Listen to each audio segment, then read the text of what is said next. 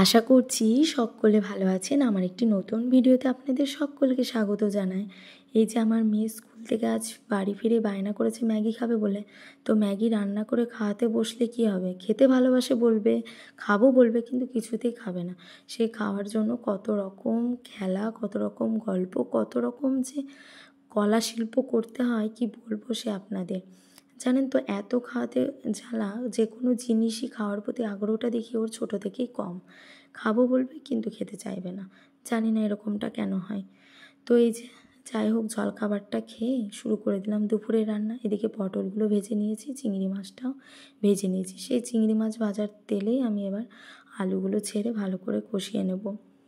আজকে দুপুরে রান্নায় আলু পটল চিংড়ি দিয়ে একটু দম মতো করে নিচ্ছি, যেটা দিনের বেলাতেও খাবো আর রাত্রে রুটি দিয়েও একেবারে খাবো। তার জন্য একটু বেশি করেই করে নিচ্ছি, কারণ গত দিনের মাংস রয়েছে, সে মাংসটা রান্না করে নেব। দুপুরবেলার মতোই আছে, যেহেতু মাংসটা রাত্রে হবে না, সেহেতু তরকারিটার প্রতি একটু বেশি জোর দিয়েছি। তরকারিটা একটু বেশি করে নিচ্ছি, যাতে রাত্রে রুটি খাওয়া হয়ে যায়।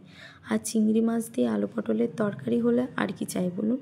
দুপুরবেলাতেও যেমন ভাতে ভালো লাগবে, তেমন রাত্রে রুটি দিয়েও ভালো লাগবে। আর আমাদের বাড়িতে প্রায় সকলেই খুব ভালোবাসে এই তরকারিটা। তো আস্তে আস্তে কথা বলতে বলতে আপনাদের সাথে দেখুন রান্নাটাও টুকটুক করে নিচ্ছি। এদিকে সমস্ত মশলা দিয়ে আলুটা ভালো করে কষিয়ে নিয়ে পটলগুলোও দিয়ে দিলাম। তারপরে পরিমাণ মতো লবণ হলুদ সব দেওয়া হয়ে গেছে আমার। এর মধ্যে এবার চিংড়ি মাছ দিয়ে জল দিতে বাকি, একটু চিনি দিয়ে নিলাম। চিনি দিলে বেশ তরকারির স্বাদটা বেশ ভালো লাগে জানেন, তবে বেশি না, অল্প একটুই দিয়েছি যাতে স্বাদটা ভালো হয় বলে। অনেকে একটু মিষ্টি মিষ্টি তরকারি বেশি পছন্দ করেন, কিন্তু আমার একটু ভালো লাগে না। লবণ ঝাল মিষ্টি চড়া হবে তবেই ভালো লাগে খেতে বেশ। তো জল দেওয়ার পর খানিকটা পরিমাণ লবণ একটু দিয়ে দিলাম, কারণ আগের লবণটা একটু কমই হতো। জল দেওয়ার পর একটু দিয়ে দিলাম। তারপরে এই যে দেখুন তরকারিটা আমার রান্না হয়ে গেছে। এদিকে আমি একটু গরম মশলা ছড়িয়ে নামিয়ে নেব। তরকারিটা থেকে তেল ছেড়েছে বেশ দারুণ। দেখুন কেমন হয়েছে খেতে বলতে পারবো না, কিন্তু রঙটা কিন্তু ভারী সুন্দর হয়েছে। এত সুন্দর তেল ছেড়েছে তরকারিটা থেকে, দেখেই যেন মনটা ভরে উঠল। দেখবেন রান্না করতে করতে সে রান্নাটা যতক্ষণে আপনি করবেন আর যতক্ষণে কেউ ভালো বলবে, ততক্ষণেই মনে হয় যেন আপনার সফলতা।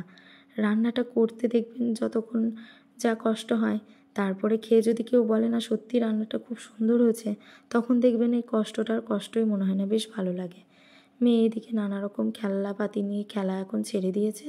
এখন এই যে টুকটাক চেয়ার সাইকেল এগুলো নিয়ে খেলা করে। তো এই যে এখন চেয়ারটাকে ঢেকেও বাড়ি বানাবে। ওই ওড়নাটাতে হচ্ছে না ভালো করে ওর সবকটি চেয়ার ঢাকা। তো বড় কাঁচা ধোয়া চাদরটাকে নিয়ে চলে এলো, এটা দিয়ে ঢাকবে, বাড়ি বানাবে। এদিকেও খেলা করছে, এদিকে আমি টুকটুক করে রান্নাটা করে নিচ্ছি। এই যে এদিকে এবার মাংসটা বসিয়ে দেবো। পেঁয়াজটা আমার হালকা হালকা কষানো হয়ে গেছে। এদিকে মশলাটাও রেডি করে নিয়েছি। এদিকে মাংসগুলো দিয়ে মশলা দিয়ে একসঙ্গে আস্তে আস্তে করে কষিয়ে নেব। দেশি মুরগিটা আমাদের বাড়িতে অনেক দিন পরই হলো জানেন, খেতে বেশ দুর্দান্ত লাগছিল। আগের দিনও রান্না করেছিলাম, বেশ ভালো হয়েছিল। আজকের রান্নাটা দেখি কেমন হয়, কারণ টাটকা জিনিস দেখবেন রান্না করার একটা স্বাদই আলাদা, আর একটা বাসি জিনিস রান্না করলে তার স্বাদ একরকম হয়। আগের দিন টাটকা ছিল তো স্বাদটা বেশ ভালোই হয়েছিল মাংসর। জানি না আজকেরটা কেমন হবে, দেখা যাক। যেমন হবে, মাংস একটু ভালো করে কষিয়ে রান্না করে খেতে বেশ ভালোই লাগে। আর দেশি মুরগি বলে কথা, অনেক দিন পরই বেশ হলো। খেতে দুর্দান্ত হয়েছিল কিন্তু আগের দিনেরটা। আজকেরটা কেমন হোক দেখা যাক। ভালো করে কষিয়ে কষিয়ে রান্না তো করে নিই, তারপরে দেখা যাবে খেতে বসে কেমন হয়েছে খেতে। তখন যদি সবাই বলে ভালো হয়েছে, তাহলেই জানতে হবে না সত্যিই ভালো হয়েছে। আপনার পরিশ্রমটাতে সফলতা এসেছে, পরিশ্রমটা সার্থক হয়েছে, তাই না বলুন? রান্না করার থেকে এটাই বেশ ভালো লাগে, যে কেউ যদি বলে না তোমার রান্নাটা বেশ সুন্দর হয়েছে খেতে। তো যাই হোক, গল্প করতে করতে আমার মাংসটা কষানো হয়ে গেল। মানে একটু বেশি ঝোল রাখবো না, একটু কষা কষা করেই করে নেব। এই দেখুন আমার কথা বলতে বলতে আমার মাংসটাও রান্না হয়ে এসছে। এদিকে দুপুরবেলায় রাঁধতে রাঁধতে টুকটাক বেশ আমার মুখ চলে, ভালোই লাগে টুকিটাকি কিছু থাকলে খেতে। আর এই যে মেয়ে স্কুল থেকে বাড়ি ফেরার সময় এই চকলেটগুলো নিয়ে এসছে, টিপটপ। মনে আছে এই চকলেটগুলোর কথা আপনাদের? আমার তো খুব বেশি করে মনে পড়ে গেল চকলেটগুলো দেখে। আগে ছেলেবেলায় স্কুলে এই চকলেটগুলো খেতে খেতে বান্ধবীদের সাথে গল্প করতে করতে কখন বাড়ি পৌঁছে যেতাম। আর এত খেতে ভালো লাগতো, টিফিনের ঘন্টা পড়া মানে এসব টুকিটাকি ভিজি কত রকমই না খেয়েছি। আগে স্কুলের সামনে এরকম একটা দোকান ছিল, সেই দোকানে এসব জিনিস পাওয়া যেত, আর কত রকম খেয়েছি। এখন আর এগুলোর প্রতি কোনো নেশাই নেই। তবে মেয়ে আনাতে বেশ ভালোই লাগলো। টুক করে আমি তো দুটো খেয়ে নিলাম। এই যে দাঁড়ান, আর একটাও খেয়ে নিই। মেয়ে তো এখন নেই বাড়িতে, পড়তে গেছে। ও থাকলে বকাবকি এতক্ষণ চেঁচামেচি আরম্ভ করে দিত চকলেট খেয়ে নিচ্ছি বলে। এদিকে এই যে বর চলে এসেছে কাজ থেকে ফিরে, এই যে হাতে করে কি নিয়ে এসছে দাঁড়ান দেখি। দেখি পেয়ারা। পেয়ারা আমি ভারী পছন্দ, খুব খেতে ভালোবাসি।